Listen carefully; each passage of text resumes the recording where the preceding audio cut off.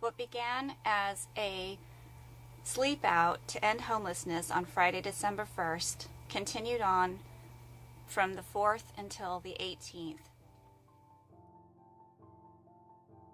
As raised by the courageous folks who are camped outside, and some of who are in this room, we need to stop the sweeps. Rather than chasing individuals who are experiencing homelessness and camping around the city from place to place, provide them with basic resources to camp cleanly and safely, such as a dumpster, clean water, and porta potty. Allow our neighbors to continue to camp if they keep the area clean, and similarly, provide an area for people living out of their cars to park safely. People who are experiencing homelessness need to be included and have a voice at the table for these policies.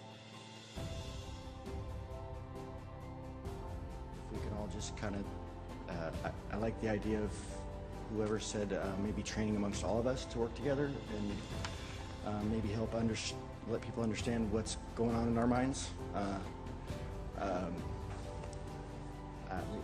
It is pretty lonely out there, and drugs are easy to fall to when you have nobody and it's cold, and sometimes that's how you identify people. I can tell you if I need something. I would be homeless too. You all don't know this, but I spent $900 a month in the hotels for 3 months when I first came to Bellingham. Isn't that much if you look at the raw cost of materials. It's only when someone has to turn it into their piggy bank in 10 years or sell it for twice or 3 times what it's worth that suddenly it becomes very expensive. And so if you were to implement affordable housing, those people who own properties would actually see their property values either kind of flatten or rise more slowly. And so to me it seems like that's kind of, the people who have all the resources, relatively speaking, don't really want to give up that status, and that's what it looks like to me. And it's a nationwide problem. It's not just Bellingham; it's everywhere in the country. It's the general mindset of this country that it's all about business and making money. There was no waiting list for housing. You shouldn't even get on it. Presently, in order to get on a waiting list for housing, you have to win the lottery through the Opportunity Council just to get on a 2-year waiting list for housing. Why do we have to resort to gambling methods in order to get housing in Bellingham? So I'm not even on the list. This past 4 days, because there's a sense of security at that camp right outside you.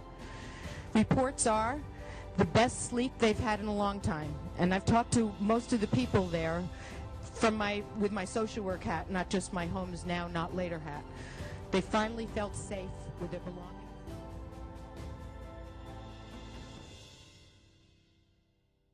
And we have certain stigmas that fit people, and I'm just saying, how do we get beyond that? Maybe the people who own properties who's concerned with that need to get with the homeless so they can see what they go through and what they experience and see that they do care. Equal rights, but it seems like there are people that are more equal than other people in our country, in our state, in our city. And I think that we as people need to realize that we are all just people, and that if you are on the street, you should have somebody to be there for you. You should have somebody to advocate for you. You need people there. And if we are not doing so, then this system that we live in is nothing more than economic oppression. It doesn't matter.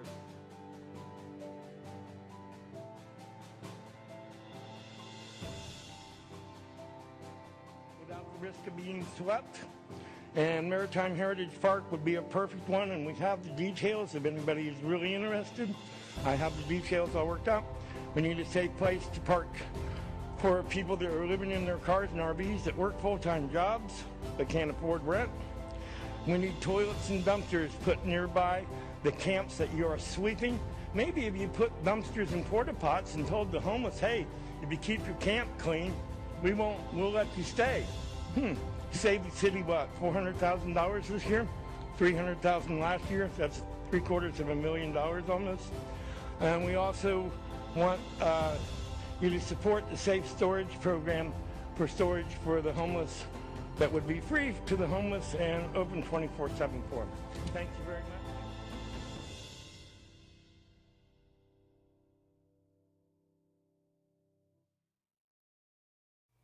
The campsite grew to at least 50 people before its termination on December 18th, 2017. 20 years ago was a halfway house and a detox center run by St. Joe's, and that place is empty, but there's rooms in there. People would love to share a room if they could have a safe place to, you know, transition to treatment or whatever. But anyway, thank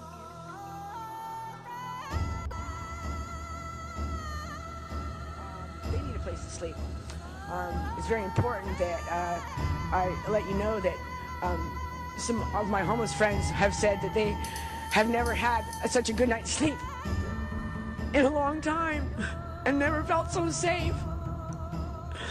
And I just want to say that please let us have some place that we can sleep and that they can be safe.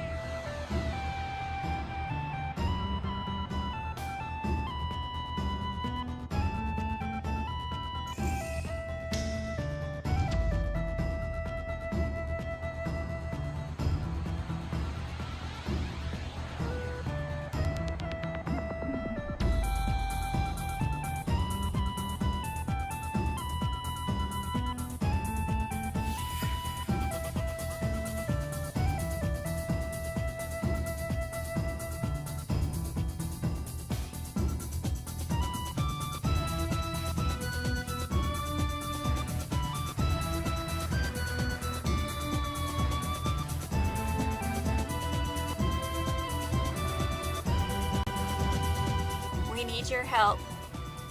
Please join Homes Now, Not Later, and get involved with this effort to end homelessness here in Bellingham, Washington.